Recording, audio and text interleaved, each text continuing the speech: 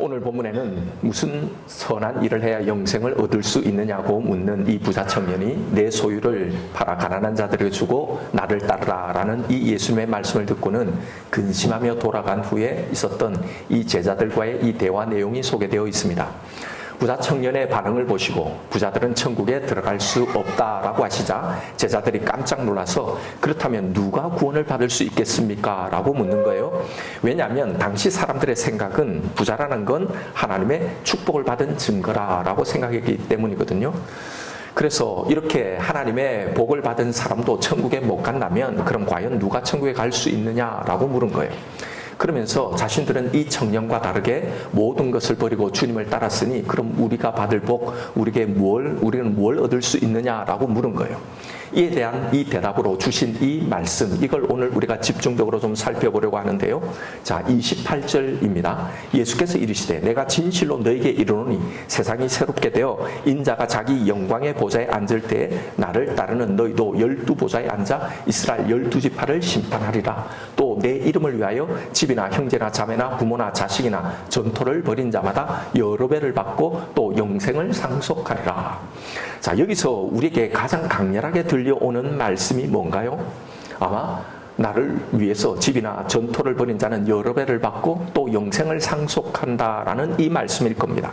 즉 죽어서도 천국 갈 뿐만 아니라 이 땅에서도 여러 배의 복을 받아 누리며 살 수 있다라는 말씀일 거예요. 모든 것을 버리고 주님을 따르면 이라는 거예요. 자, 그런데 여기서도 우리는 이 전제 조건은 크게 신경을 안 씁니다. 그저 여러 배나 받는다는 이게 더 크게 들리는 거죠. 사실 복을 싫어하는 사람은 없습니다. 모두 다 복을 좋아합니다. 그래서 복 받기를 원하죠. 한때 예수 믿고 복 받으세요 라는 이 말로 전도를 많이 했습니다. 예수 믿어서 사업도 잘 되고 자녀도 잘 되고 문제도 해결되고 병도 낫고 평안한 삶이 보장이 된다면 여러분 이런 예수를 안 믿을 이유가 있겠습니까? 그런데 바로 이것이 많은 사람들을 예수님께로 나오게 하기도 하지만 반대로 이것이 많은 사람들 하여금 예수님을 떠나가게도 만든다는 사실입니다. 예수를 믿으면 복을 받는다는 이 말과 달리 믿어도 별반 안 믿는 자와 차이가 없는 우리의 삶의 현실 때문이죠. 처음 예수를 믿을 때는 너무나 좋았는데 예수를 믿어도 여전히 몸이 아프고 물질적인 어려움이 있고 자녀에 대한 근심이 떠나지 않고 불투명한 이 앞길에 대한 불안감이 해소되지 않으면 여전히 나이가 힘든 겁니다. 안 믿자니 지옥 갈까 두렵고 믿는다고는 하지만 이런 현실 때문에 그래서 무기력하고 우울하고 침체에 빠져있는 신앙생활을 한단 말이죠. 이 모든 문제의 원인은요, 성경이 말하는 복, 우리에게 주신다고 하는 이 복이 뭔지를 모르기 때문입니다. 오늘 본문의 이 예수님의 말도 여러분 우리는 정말로 제대로 이해를 하고 있을까요? 주님을 위해 버리면 그 버린 것에 여러 배를 받는다는 이 말씀의 이해와 적용도 우리가 사실 이해하고 적용하는 것도요. 다 기독교적인 용어와 원리로 다 채색해 놓았을 뿐이죠. 솔직히 결국 하나를 투자해서 여러 배를 돌려받는다는 이 투자의 심리만 남아있는 게 아닐까 말입니다. 이 말씀의 이해와 적용에 정말 우리가 해야 될 이 고민, 주님을 위해 정말 내 모든 소유를 다 버려야 한다는 이것에 대한 신앙적 고민이 정말 담겨 있는가 하는 겁니다. 사실 이 말씀에 대한 묵상의 무게가 여기에 더 가 있어야 하는데 이 말씀에 대한 우리의 시선은요, 내가 받을 이 여러 배 여기에 다 가 있는 건 아닌가 말입니다. 그런데 사실 이 말씀이 우리가 나쁠 일은 없죠. 여러 배를 받는다니 다 좋은 말씀입니다. 그런데 여러분 이 말씀을 조금만 더 주의 깊게 읽어보면 조금 이상하다는 걸 금방 알아차리게 되어 있습니다. 이 말씀을 다시 한번 잘 보십시오. 여기서 예수님이 버리면 여러 배를 받는다는 것 중에 뭐가 들어있습니까? 집이나 전토만이 아닙니다. 형제, 자매, 부모, 자식을 여러 배로 받는다는 거예요. 여러분 이건 좀 약간은 이상하죠. 집이나 전토는 분명 여러 배를 받아도 얼마든지 복으로 받을 수 있죠. 아니, 받고 싶습니다. 그런데 형제나 자매나 부모나 자식은요. 가족이 물론 많으면 좋죠. 마가복음에는 100배나 받는다고 나와 있어요. 그런데 이건 좀 약간 애매하죠. 형제 자매가 굳이 여러 배일 필요, 100배일까지 필요는 없잖아요. 물론 형제가 많은 것 좋지만 막 이걸 우리가 복이라고 이거 너무 좀 귀한 복이네 우리가 간절히 바라고 원하는 건 아니란 말이죠. 부모가 여러 배, 100배가 된다는 것 사실 자체도 좀 이상하지만 실제로 자고 일어났더니 와 부모가 또 생겼네, 와 내일 부모가 또 생길 거네 막 이러고 기뻐하지 않는단 말입니다. 그런데 왜 이걸 믿는 자가 받을 보상, 복이라고 예수님은 당당하게 언급하셨을까 말입니다. 여러분, 이런 생각을 해보셨나요? 그동안 우리는 이 말씀을 수도 없이 읽고 설교를 들었으면서도 여기에 이게 포함되어 있는지를 몰랐단 말입니다. 왜요? 우리의 시선은 우리가 여러 배를 받는다고 하는 이 집이나 전투에 다 가 있기 때문에 이걸 못 본 거란 말입니다. 그러면 우리는 이 말씀을 다시 봐야 하는 거죠. 이 말씀이 우리가 기대하고 생각하는 그런 것이 아닐 수 있다는 생각을 해야 하는 거란 말입니다. 보세요. 이미 말씀에 이 이상한 포인트들을 뒀잖아요. 우리가 알아차릴 만한 것을 다 말씀하셨는데도 우리는 내가 원하는 이 복에 꽂혀서 그런 눈으로 이 성경을 보니요. 성경이 네가 생각하는 그런 거 아니야. 잘 봐. 알아차리라고 보여주신 이런 것들 다 놓치고 내가 원하는 것만 본단 말이죠. 이게 바로 성경을 읽으면서도 성경과 전혀 다른, 아니 정반대의 기형적인 신앙을 만들어내는 이유라는 겁니다. 저는 성경에 복에 관한 이야기가 나올 때마다 집요할 정도로 그 복이 우리가 생각하는 그런 세상적인 복이 아님을 계속 말씀드려 왔습니다. 왜냐하면 이 복이 제대로 정립되어 있지 않으면요, 결국 우리의 신앙은요 완전히 성경과 정반대로 가기 때문입니다. 우리는 예수 그리스도와 그를 통해 주시는 우리의 구원이 복이라는 걸 다 압니다. 물어보면 다 그렇다고 대답을 합니다. 아니, 나는 세상의 복이 더 좋고 나에게는 이 세상의 복뿐이다 라고 말하는 성도는 한 명도 없어요. 그런데 실상은 성경의 모든 복 이야기를 결국은 다 세상의 복으로 환치해서 우리는 듣고 다 그렇게 읽는단 말이죠. 이렇게 말씀을 듣고 깨우치고 알고 있는데도, 그런데 정작 우리는 내가 아는 것과 다른 그런 모순적인 이런 성경 이해들이 계속 우리에게 나온단 말이죠. 왜 그럴까요? 여러분, 그건 우리의 신앙의 깊은 곳에 뿌리 박혀 있는 복에 대한 잘못된 오해들 때문입니다. 우리는 이 예수라는 이 복에 대해서, 이 복음에 대해서 깊이 제대로 알기 전부터 들어왔던 이야기들이 있기 때문입니다. 바로 복에 대한 성경의 이야기들이죠. 바로 오늘 본문과 같은 이런 이야기요. 바치면 여러 배를 받는다는 이런 이야기인 말입니다. 여러분, 성장기 어릴 때 뿌리 박힌 이 정서들, 이 생각들, 그 쓴뿌리들이 평생에 정말 우리의 인생에 지대한 영향을 미치고 있듯이, 그래서 그걸 뽑아내는데 너무나 힘든 것처럼요, 우리의 신앙의 성장기에 너무나 많은 오해된 이 복에 대한 말씀이 우리에게 주입되어 있었기 때문입니다. 그래서 아무리 성경을 가지고 계속 설명을 해도요, 이 말씀이 내가 이미 가지고 있는 이 오해된 복에 대한 정의를 관통하고 꿰뚫고 들어가지 못하는 겁니다. 들을 때는 아, 그렇구나 라고 하다가도 여전히 또 내 어떤 문제를 일어나면 이 성경 말씀 보면서 옛 사고방식이 견고하게 내 신앙에, 내 성경에 그대로 자리하고 있는 거란 말이죠. 왜냐하면 이런 오해들이 나름 성경의 근거를 다 가지고 있거든요. 성경에 아브라함이, 이삭이, 야곱이, 요셉이, 이 족장들이 다 이 땅에 물질적인 복을 받았다고 나오고 있으니까요. 소위 복의 장이라고 일컫는 신명기 28장에 가보면 하나님의 말씀대로 잘 살면 성읍에서도 복을 받고 들에서도 복을 받고 자녀들과 토지의 소산과 짐승 새끼들이 다 복을 받을 것이며 내 광주려와 떡 반죽 그릇이 복을 받을 것이고 들어와도 복을 받고 나가도 복을 받고 내 몸의 소생과 가축과 새끼와 토지의 소산들이 많을 거라고 하셨으니까요. 구워 줄지라도 꾸지 아니하고 머리가 될지라도 꼬리가 되지 않을 거라고 분명히 이 땅의 복을 약속하고 있으니까요. 이 복들이 쫙 적혀 있지 않습니까? 분명히 다 세상에서 받는 이 땅의 복, 세상들의 복이잖아요. 이건 부인할 수 없잖아요. 그러니 당연히 우리는 이런 말씀을 읽고 이런 설교를 들었으니 예수 믿으면 복을 받는다는 이 생각을 떨쳐버릴 수가 없는 겁니다. 꽉 박혀 있는 거죠. 그런데 여러분, 정말 이 모든 성경의 복 이야기가 이런 세상의 복을 말하는 것일까요? 복 이야기를 좀 해봐야 되는데요. 복 이야기를 하려면 아브라함의 이야기를 해야 합니다. 왜냐하면 성경에서 한 개인에게 복을 주시는 최초의 인물이 바로 이 아브라함이기 때문입니다. 하나님이 아브라함에게 복을 주시죠. 여러분, 그에게 주신 복이 뭐였습니까? 대표적인 것이 큰 민족을 이루게 하겠다, 내 이름을 창대하겠다, 땅을 주겠다라는 거 있잖아요. 여러분, 전형적인 세상의 복처럼 딱 보이죠. 자손의 번성, 그리고 땅을 소유하는 것, 그와 더불어서 내 이름을 창대하겠다고까지 하셨으니요, 이 땅에서 크고 유명하게 되는 삶, 완벽하게 이 세상의 복처럼 딱 보인단 말입니다. 그런데 성경이 들려주는 이 아브라함의 일생 이야기에서 분명히 이 복을 주셨는데 이 복이 언제 아브라함에게 실현되었는가 하는 겁니다. 그 이야기를 아브라함의 일생 동안 또 이스라엘의 역사를 통해 보여주시는 거잖아요. 그게 진짜 그 사람에게 복이 되려면 그걸 그 당대 자신이 누려야 합니다.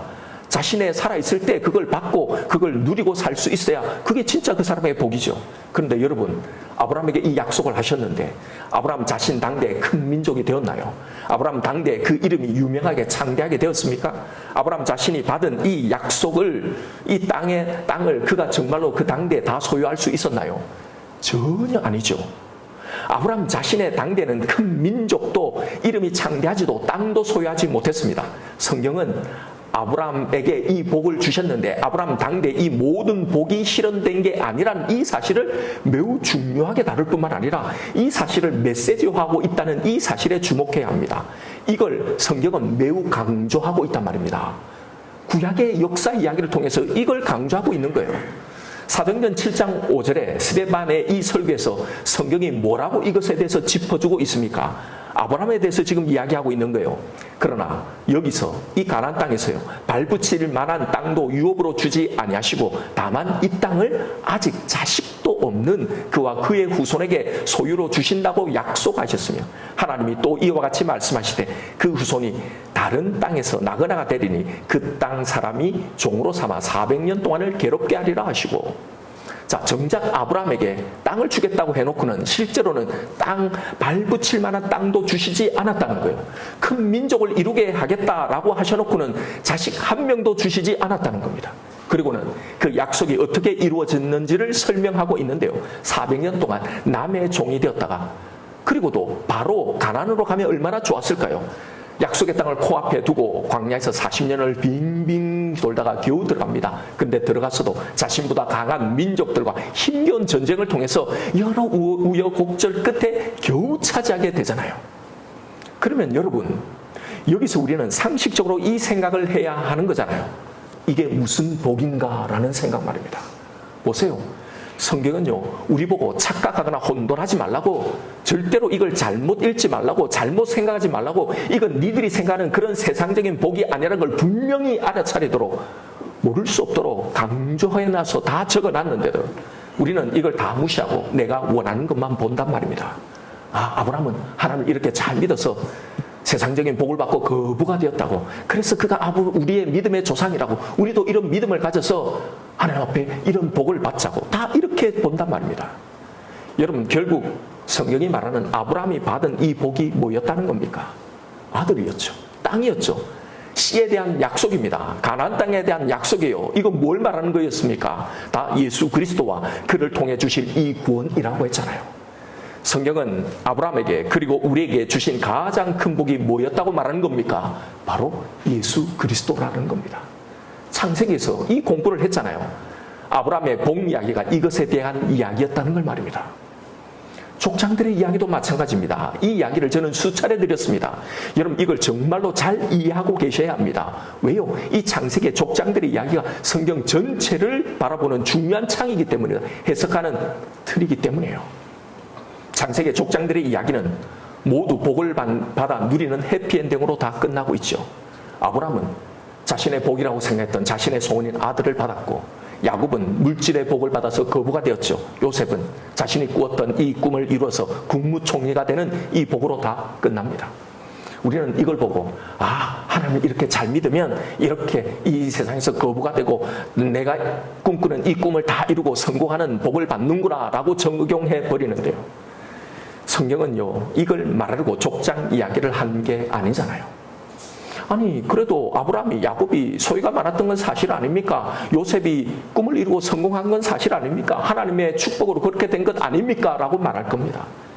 그런데 여러분, 그러면 이건 객관적이지도 논리적이지도 않습니다. 그럼 정말 객관적으로 논리적으로 한번 따져보자고요. 당시에 아브라함이 더 부자였습니까? 아니면 그가 양식을 구하러 내려갔던 애굽의 바로가 더 부자였습니까? 아브라함이 부자입니까? 그 아래 아비멜렉이 부자입니까? 땅이 하나도 없는 아브라함이 부자입니까? 당시에 땅을 가지고 살았던 가나안 사람들이 부자입니까? 아브라함보다 훨씬 더 부자들이 많았습니다. 야곱보다 에서가 훨씬 더 부유했습니다. 318명이나 되고 오는 그 사람들을 두려워서 야곱이 할 수 있는 건 아무것도 없었단 말입니다. 땅도 없고 나라도 없었던 이스라엘과 달리 그들이 애굽에서 노예로 살 때 에서의 후예들은 이미 에돔이라는 이 나라를 이루어 살았잖아요. 요셉은 자신보다 더 높은 바로를 왕으로 모시고 살았단 말입니다. 사도들이 개척한 초기 개척교회들을 한번 보십시오. 성도들의 대부분은 다 가난했습니다. 거의 노예들이었어요. 안 믿는 주인들이, 귀족들이 더 많았단 말입니다. 그들이 훨씬 더 세상의 이 복을 더 많이 받고 살았단 말이에요. 이 노예들은 성경에 하나님이 우리에게 주시는 이 복의 성경 말씀을 읽었는데도 사실은 믿지 않는 자들이 훨씬 더 잘 사는 이 환경 가운데 살았단 말입니다. 여러분, 지금 이 땅에서 예수를 믿는 부자들, 예수를 잘 믿어서 복을 받았다고 말하는 사람들이 더러 좀 있죠. 그런데 그들이 아무리 잘 살아도, 아무리 부자라도 안 믿는 빌 게이츠보다, 일론 머스크보다 더 잘 사는가요? 부자인가요?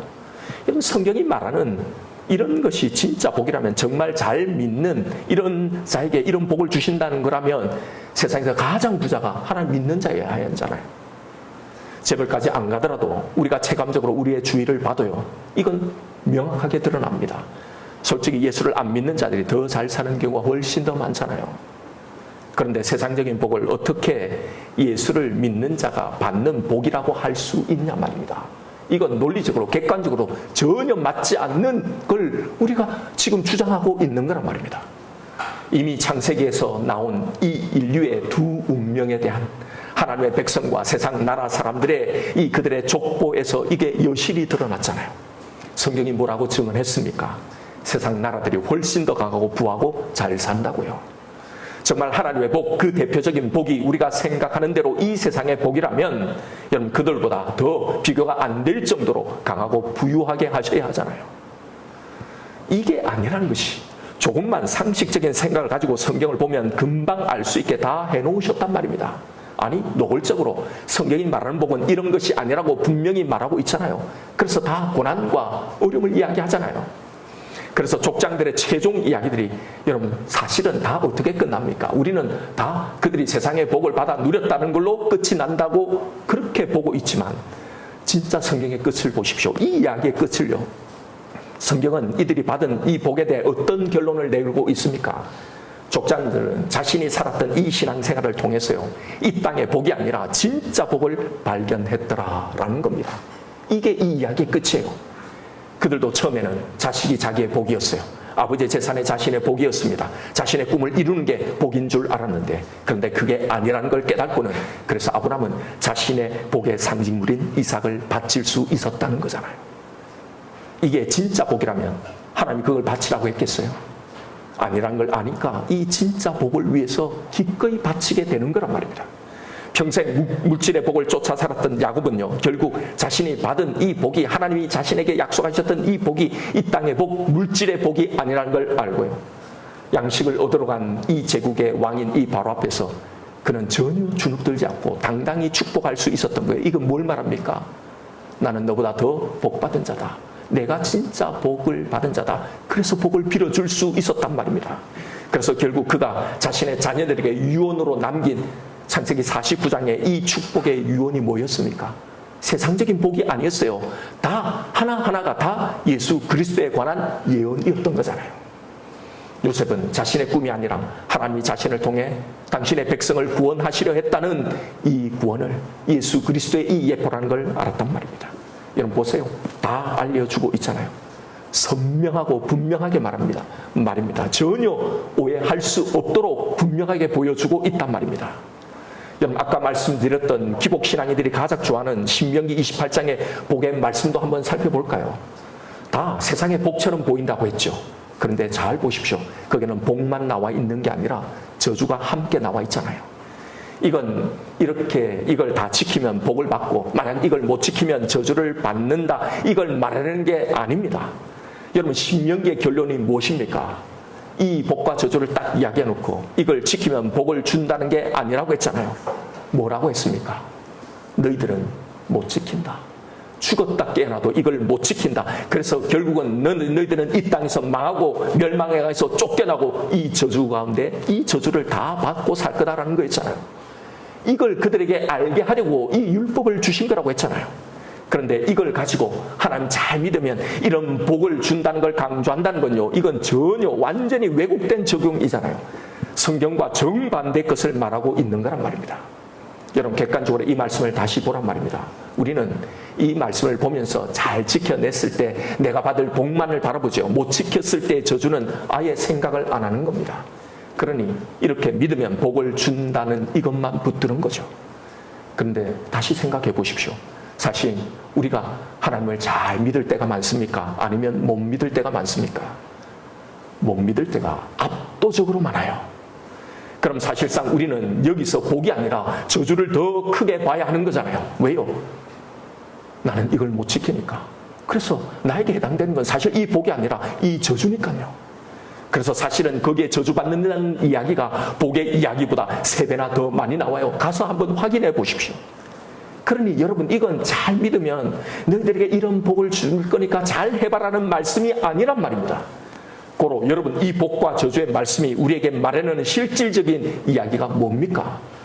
너희는 이걸 지킬 능력이 전혀 없다. 그래서 너희는 저주받을 수밖에 없다. 너희가 이걸 해결할 수 있는 것은 아무것도 없다. 전무하다. 그래서 다른 방법이 필요하다는 이걸 말하려고 했던 거예요. 그 방법이 뭐라는 겁니까? 바로 하나님의 용서요. 그래서 이 예수가 내가 너희에게 주려는 이 복이라는 걸 구약에서부터 말하려고 한 거란 말입니다. 그러니 성경이 말하는 건요, 잘 지키면 너희들이 이런 복을 받는다. 그러니 잘 해봐라. 이 복을 복이라고 말한 게 아니란 말입니다. 성경의 복을 세상의 복으로 이해하고 있으면요, 우리는 완전히 성경을 잘못 읽고 완전히 잘못 믿고 있는 거란 말입니다. 성경이 말하는 복은 언제나 예수 그리스도를 통한 이 영원한 저주에서 구원입니다. 이것뿐입니다. 오직 이거예요. 복은 이것 하나뿐입니다.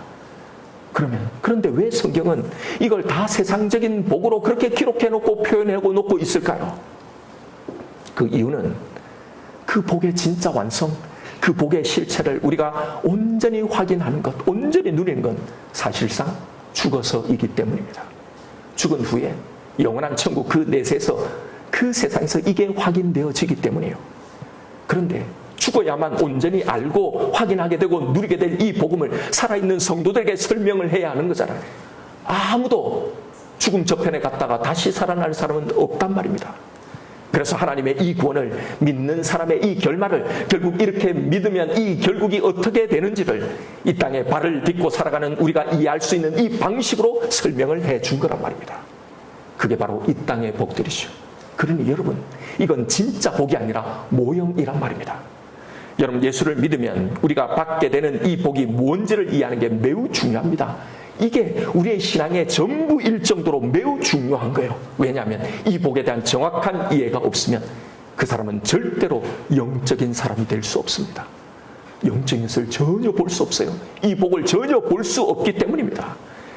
이것이 없으면 오늘 본문을 봐도 전토와 집만 보이시오. 가족에 대한 건 못 보는 거예요. 이런 게 있었는지 100번, 1000번을 읽어도 못 보는 겁니다. 오늘 본문에서 예수님이 말씀하신 이 복, 이 보상이 뭔지를, 왜 이게 복인지를 설명을 드릴게요. 27절부터 한번 보십시오. 이에 베드로가 대답하여 이르되 보소서 우리가 모든 것을 버리고 주를 따랐사온데 그런즉 우리가 무엇을 얻으리까? 우리가 받을 복에 대해서 물어보는 거죠. 예수께서 이르시되 내가 진실로 너에게 이르노니 세상이 새롭게 되어 인자가 자기 영광의 보좌에 앉을 때 나를 따르는 너희도 12보좌에 앉아 이스라엘 12지파를 심판하리라. 또 내 이름을 위하여 집이나 형제나 자매나 부모나 자식이나 전토를 벌인 자마다 여러 배를 받고 또 영생을 상속하리라. 자, 여기에 복은 12보좌에 앉아 이스라엘을 심판하게 될 거고 주님을 위해서 버린 모든 것에 여러 배를 받게 되고 영생을 상속한다라는 겁니다. 여러분, 이건 제자들만이 아니라 오늘 우리에게 주신 말씀이에요. 그런데 이 말씀을 보면 이건 최후의 종말인 주님의 재림 때 일어날 일을 말씀하는 것 같기도 하고, 또 보면 이 땅에서 우리가 살면서 받게 되는 복을 말씀하는 것 같기도 하는 겁니다. 예, 둘 다의 의미를 다 가집니다. 주님이 재림하실 때 제자들과 우리는요, 하나님과 그의 메시아를 거부했던 이스라엘의 12지파와 이걸 거부했던 온 세상을 심판하게 될 겁니다. 그뿐만 아니라 이 땅에서도 하나님 나라를 대적하는 이 세상의 가치들을 우리는 심판하며 살게 될 거라는 말입니다.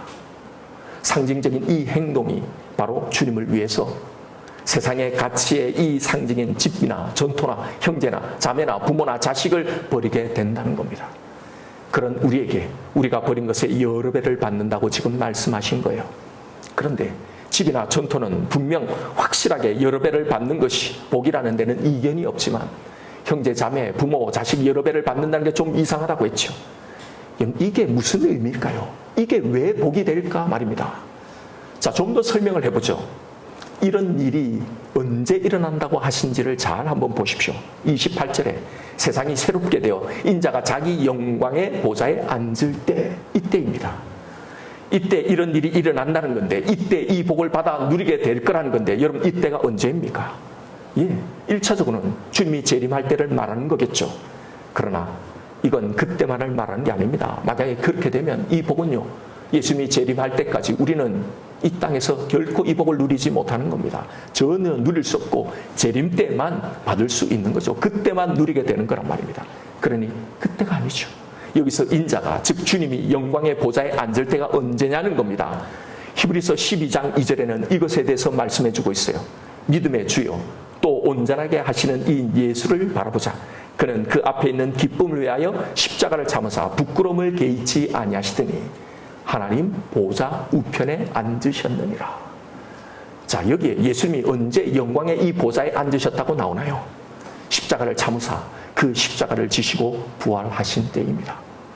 그래서 스데반이 순교하면서 하늘을 우러러본 그 장면이 뭐냐면 하나님의 보좌 우편에 서 계신 예수님을 본 거예요. 그리고 오늘 본문 28절에 이 복을 누리게 되는 때를 또 다른 말로 더 분명하게 설명을 해주죠. 바로 세상이 새롭게 되는 때.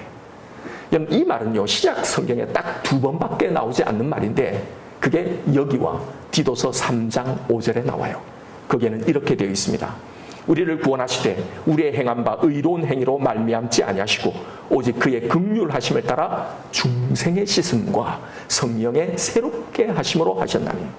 바로 여기서 세상이 새롭게 되는 이 말을 여기서는 중생이란 말로 번역해 놓았어요. 즉 이게 무슨 말입니까? 이 모든 일, 이 복이 언제 주어지느냐 하면 예수 그리스도의 죽음과 부활로 이루어질 우리의 이 새롭게 된, 그게 뭐예요? 구원, 중생을 말하죠. 그 중생 때 받게 되는 복이라는 겁니다. 즉 우리가 중생함으로 구원받음으로 거기서 파생되어 나눈 이 복을 말하는 거죠. 여기서 예수님 말씀하신 이 당신의 따름에 대한 보상, 이 복이 뭔지를 잘 보십시오. 그때 우리는 주님과 함께 보좌에 앉아서 이 세상의 모든 가치를 다 심판할 거라는 겁니다. 그리고 그때 우리는 주님을 위해 버렸던 모든 것들, 집이나 전토나 형제나 자매나 부모나 자녀를 여러 배 받게 될 거라는 겁니다. 여러분, 이 말씀이 그대로 성취되어 있는 곳이 있습니다. 그리고 그것을 기록한 곳이 있어요. 바로 성령 강림으로 중생을 경험한 예루살렘 초대교회입니다. 사도행전 44장 31절입니다. 이때 여러분 일어난 일을 묘사하는 이것을 잘 보십시오. 빌기를 다하며 모인 곳이 진동하더니 무리가 다 성령이 충만하여 담대히 하나님의 말씀을 전하니라. 믿는 무리가 한 마음과 한 뜻이 되어 모든 물건을 서로 통용하고 자기 재물을 조금이라도 자기 것이라고 하는 이가 하나도 없더라. 사도들이 큰 권능으로 주 예수의 부활을 증언하니 무리가 큰 은혜를 받아 그 중에 가난한 사람이 없으니 이는 밭과 집이 있는 자는 팔아 그 판 것의 값을 가져다가 사도들의 발 앞에 두매 그들이 각 사람의 필요를 따라 나누어 줍니다. 자, 이 말을 잘 보십시오. 성령이 임함으로 새롭게 되는 이 중생을 경험하게 되자 무슨 일이 일어난다는 겁니까? 그동안 세상에 이 가치 있던 이 모든 것을 다 버리게 되는 겁니다. 이 부자 청년이 하지 못했던 자신의 재산을, 집과 밭을 다 팔아서 사람들에게 나눠주는 이 일이 일어난다는 거예요. 이제 더 이상 그것들의 지배를 받지 않고 이것이 없으면 내가 죽을 것 같은 이 두려움에서 다 해방되는 겁니다. 그래서 다 믿음의 형제 자매들 위해서 주님 앞에 다 바치는 겁니다. 여러분, 이게 바로 12보좌에 앉아 세상의 모든 가치를 심판하고 있는 이 성도들의 모습인 겁니다. 이 땅에서는 그것이 나를 지배하고 그것이 없으면 죽을 것 같아서 그걸 꼭 붙들고 살았는데 이제는 그것을 다 심판한단 말입니다. 다 아낌없이 버리는 거예요. 바치는 겁니다. 그런데도 기쁨이 충만하더라는 거예요. 여러분, 이게 내가 바친 여러 배를 받는 바로 모습인 거예요. 왜요? 바친 것보다 내게 임하는 이 기쁨이 더 크기 때문에. 그렇게 되자 어떤 일이 일어났다는 겁니까? 그 바친 것이요, 그 밭과 짚이 모두의 집과 밭이 되는 겁니다. 가난한 자가 하나도 없게 된단 말입니다. 이들이 누구였다는 겁니까? 이들이 바로 예수 그리스도 안에서 서로 형제와 자매가 부모가 되었단 말이에요. 영적인 새로운 가족이 탄생했다는 이 말을 하고 있는 겁니다. 여러분, 12장에서 예수님이 당신을 데리러 온 자신의 이 형제와 자매, 이 부모, 어머니를 향해서 예수님이 뭐라고 하셨습니까? 예수님의 말씀을 들으러 모인 이 주의 사람들을 보면서 누가 내 형제고 내 자매고 누가 내 부모냐? 누구든지 내 아버지의 뜻대로 행하는 이 모든 중생한 자들이 다 내 형제고 내 자매고 내 부모라고 했잖아요. 중생하여 새롭게 태어난 자들이 생겨날 이 새로운 가족을 말씀하신 거잖아요. 이게 여러 배가 된다는 이 말의 의미인 거예요. 이게 바로 예수님 말씀하신 당신을 위해 모든 것을 버린 자들이 받게 될 복이란 말입니다. 여러분, 천국이 어떤 곳입니까? 거기에서는 우리를 두렵게 하는 모든, 우리를 지배하던 이 세상의 모든 가치들이 다 심판을 받아 사라진 곳입니다. 그러니 거기서는 나를 두렵게 할 것이 없죠. 그렇게 중생된 우리는 이제 이 땅에서의 이 세상의 가치의 지배를 받지 않고 살아가게 될 거라는 겁니다. 여러 배의 이 집과 땅, 이게 문제가 아니란 말입니다. 내 식구, 내 가족만을 사랑하고 챙기고 그래서 남에 대해서 배타적으로 살았던 우리가요, 이제는 모두를 가족으로 사랑하게 되는 거란 말입니다. 이게 주님을 위해 모든 것을 버린 자가 받다 누리게 될 이 복이란 말입니다. 이걸 지금부터, 중생으로 새롭게 된 지금부터요, 영원까지 누리게 될 우리의 진짜 복이라는 겁니다. 여러분, 성경이 말하는 복, 하나님이, 예수님이 당신을 믿는 우리에게 주시고자 하는 복은요, 바로 이런 거란 말입니다. 우리는 이 땅에서도 그리고 저 천국에서도 지금부터 영원히 이 복 안에서 살아가게 된다는 거예요. 이 땅에서나 유지되는 그런 관계, 그런 세상의 복이 아니라 지금부터 영원히 그 가치가 변하지 않고 동일하게 영원히 누릴 수 있는 그 복을 주신 거란 말입니다. 그런데 이 땅에서도 믿는 자들에게 심판을 받을 집이나 땅을, 이 땅의 재물이나 명예나 건강이나 이 땅의 상이나 대단한 업적을, 그런 걸 복으로 주셨겠냐 말입니다. 다 심판받아 다 불태워지고 사라질 건데 말입니다. 여러분, 하나님이 우리에게 주신 복은요, 이 구원의 복밖에 없습니다. 이것밖에 없습니다. 여러분, 이 가치를 알고 있습니까? 여러분, 이게 왜 오늘 예수님 말씀하신 왜 이게 복인지를 여러분 아시나요? 이걸 알아야 하는 거예요. 이게 왜 우리에게 복이 되는 건지요. 아니, 무슨 심판을 하고 형제 가족이 여러 명이 배가 되고 새로운 영적인 가족이 되는 것, 이게 무슨 복이냐? 우리는 아직도 이 세상의 가치로 이걸 바라보는 겁니다. 여러분, 잘 한번 보십시오. 우리가 이 땅에서 왜 두려움과 왜 불안의 고통을 겪습니까? 이 땅에 우리는 때로는 지옥과 같은 그런 고통 가운데 살아가잖아요. 이 땅이 편합니까? 아니죠. 모든 것이 사실은 수고와 고통뿐 아닙니까? 그 고통의 실체가 뭡니까? 하나님을 온전히 믿지 못하고 그 하나님보다 더 두려워하는 이 세상의 가치들 때문이잖아요. 그것에 계속 사단의 공격을 받고 있기 때문이잖아요. 그래서 무엇을 먹을까, 무엇을 마실까, 무엇을 입을까, 이것에 대한 염려로 계속 살아가잖아요. 이것 없으면 큰일 났고 죽을 것 같은 이 불안과 두려움 가운데요. 여러분, 이게 다 이 땅의 가치인 집과 땅의 문제예요. 돈의 문제고 하나님을 신뢰하지 못하고 사랑하지 못해서 발생하는 문제란 말입니다. 또 하나의 고통이 뭡니까? 우리의 고통은 하나님과의 관계의 문제 속에만 발생하지 않아요. 사랑과의 관계에서 발생한단 말입니다. 다 이것 때문에 잠 못 이루고 스트레스 받고 때로는 죽고 싶을 만큼 고통 가운데 살아가잖아요. 여러분, 이 땅에서 겪는 우리의 고통이 다 전부 이런 거잖아요. 그런데 보십시오. 진짜 우리가 당신의 아들을 통해 주신 이 구원, 이 중생으로 새롭게 된다면 무슨 복을 받는다는 겁니까? 우리는 이 세상의 그 어떤 것도 두렵게 되지 않는단 말입니다. 나를 두렵게 하는 이 세상의 모든 가치들을 나는 심판하고 있단 말입니다. 아낌없이 그것을 다 버릴 수 있게 된단 말입니다. 왜요? 더 강력한 것이 나에게 임했으니까.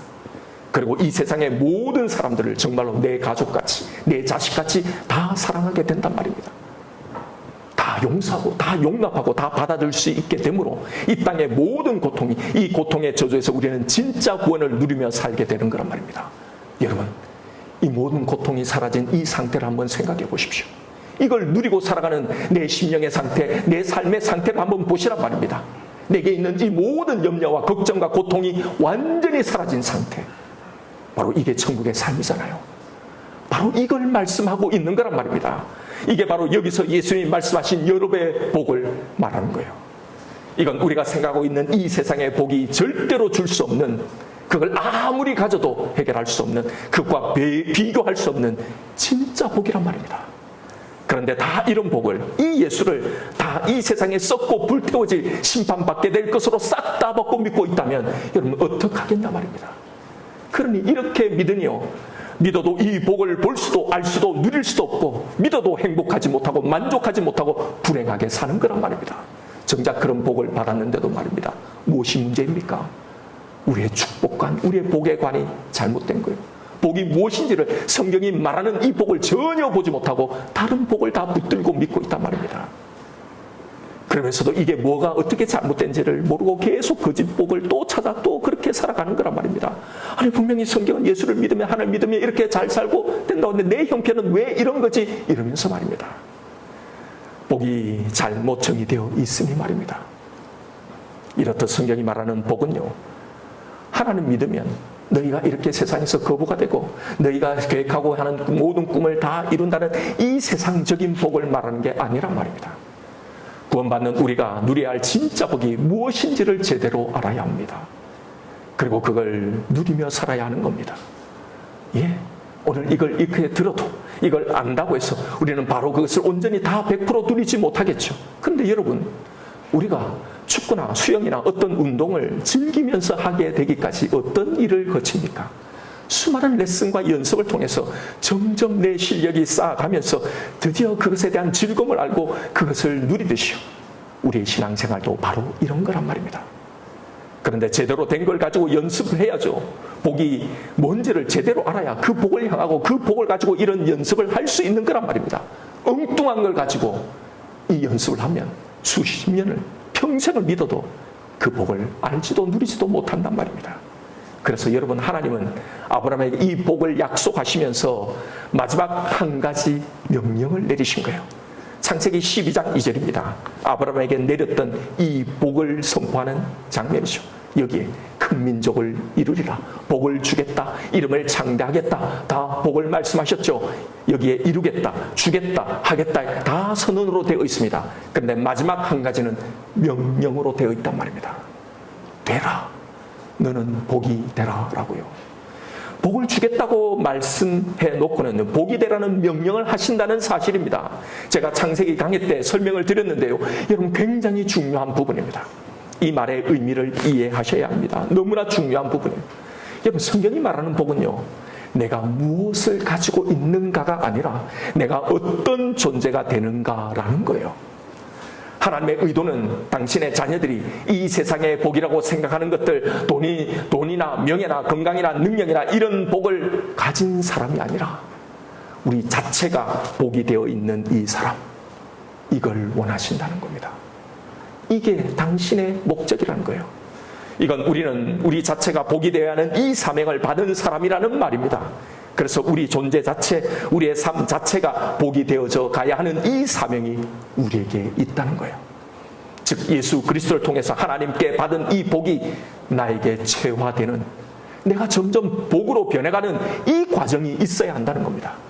이 구원의 복, 이 사랑의 복 안에 있는, 그래서 내 인생, 내 삶, 내 존재 자체가 얼마나 복된 것인지 그 가치와 그 능력을 온전히 알고 누리게 될 때 그렇게 나는 복이 되는 겁니다. 이것이 너는 복이 되라 라는 이 하나님의 명령 속에 담긴 의미란 말이에요.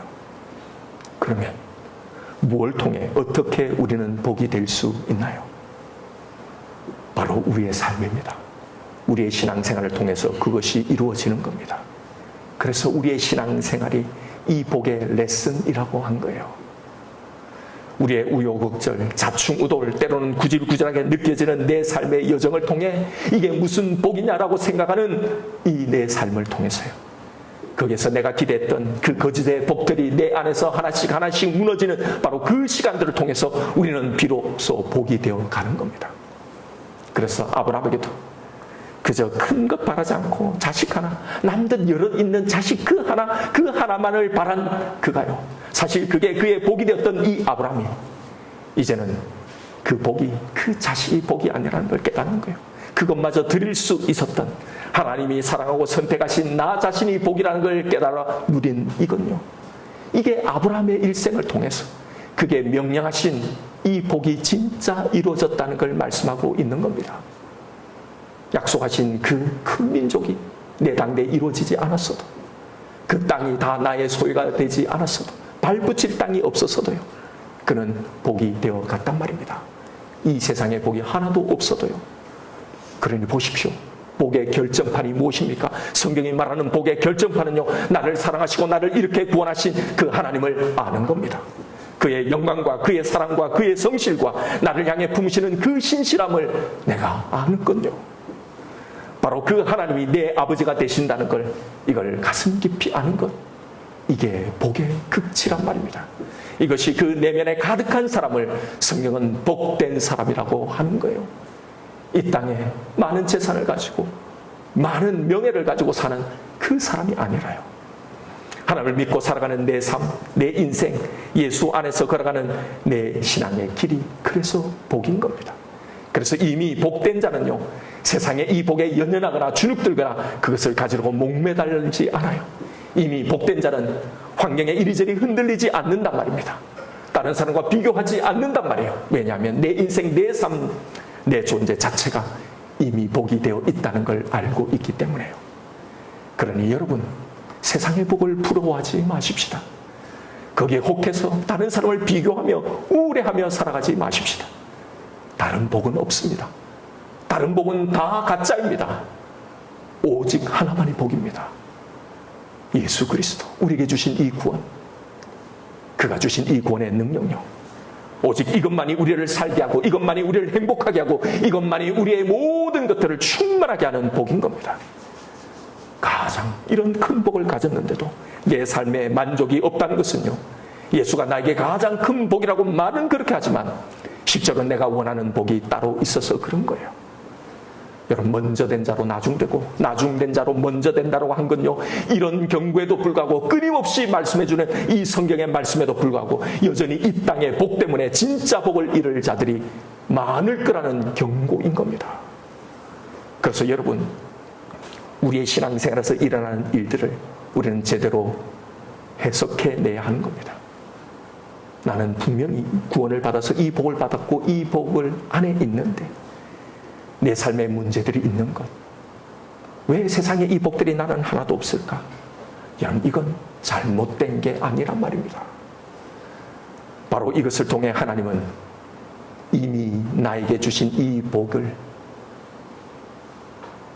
나에게 체화하는 이 일들, 이 작업을 하시는 거란 말입니다. 바로 이 시간들을 통해 나에게 명령하신 복이 되는 이 과정을 걸어가게 되는 거란 말입니다. 가짜의 복을 내 신앙, 내 기대 속에서 조금씩 조금씩 그 실체를 보게 하고 그걸 하나씩 하나씩 제거해 나가는 겁니다. 먼저 된 자로 나중되지 않게 말입니다. 다시 말씀드리지만 여러분, 성경에 이 축복관이 없는 사람은요, 결코 영적인 사람이 되지 못합니다. 성경이 말하는 복을 하나도 누릴 수 없게 된단 말입니다. 여러분, 이 복을 알아가는 삶, 그래서 이제 내가 복이 되는 삶, 그래서 이 복을 진짜 누리는 삶을 향해 이제 나아가십시다. 이제 더 이상 또 다른 어떤 복을 받기 위해서 신앙생활 하지 말고요, 내가 복이 되는 이 삶을 살아가시는 저와 여러분, 우리가 되기를 주님의 이름으로 축원드립니다. 이 시간 오늘 주신 말씀 붙들고 우리 함께 기도하십시다. 이 시간 내 심령을 한번 보십시오. 여러분, 아직도 부족합니까? 예수로도, 그가 주신 이 구원으로도, 그 용서로도 부족한가요? 이 복을 아는 사람은요, 이미 충만하게 채워져 있습니다. 내 삶의 모든 문제들, 무기력하고 우울한 모든 삶의 이유는요, 내가 받은 것이 부족해서가 아니에요. 내가 받은 것이 무엇인지를 이 복의 가치와 이 능력을 전혀 알지 못해서 그런 거란 말입니다. 여러분, 이 결핍은 절대로 다른 것으로 해결되지 않아요. 경제적인 여유가 조금 더 생기면, 지금보다 조금 더 건강해지면 내 계획하던 그 소원이 이루어지기만 하면 해결될까요? 아니에요. 결코 해결되지 않습니다. 거기에는 또 다른 부족함이 반드시 생기게 되어 있습니다. 또 다른 결핍이 함께 공존하고 있단 말입니다. 그래서 이건 결코 우리에게 복이 될 수 없어요. 내 자체가 복이라는 걸 알지 못하면, 이미 내가 받은 이 복, 이걸 진짜로 알지 못하면, 내가 받은 이 구원의 가치를 알지 못하면 아무것도 해결되지 않아요. 그러니 지금 구하고 있는 그 복으로 바로 지금의 이 문제를 해결하려고 하지 말고요, 이미 받은 이 구원의 복으로 해결하십시오. 그러니 이 복을 진심으로 아는 이 일에 창념하십시다. 지금 내 삶의 결핍, 내 모든 부족을 이 복으로 충분히 채워줄 수 있음을 알아가십시다. 이걸 연습하십시다. 이게 신앙생활이에요. 다른 복을 갈구하고 살아가는 게 아니란 말입니다. 그래서 이 복을 알고 내 인생이, 내 삶이 내가 복이라는 걸 알아가십시다. 이 시간 기도하십시다. 하나님, 이제 또 다른 복을 갈구하며 살아가는 신앙생활을 하지 않겠습니다. 다시는 이 거짓 복에 속지 않겠습니다. 이미 주신 이 복으로 충분합니다. 이제 저에게 또 다른 복은 없습니다. 이제 이 복을 누리며 살아가겠습니다. 이제 내가 복이 되는 이 신앙생활을 하겠습니다. 이 시간은 나에게 주신 말씀 붙들고 우리 하나님 앞에 기도하며 나아가십시다.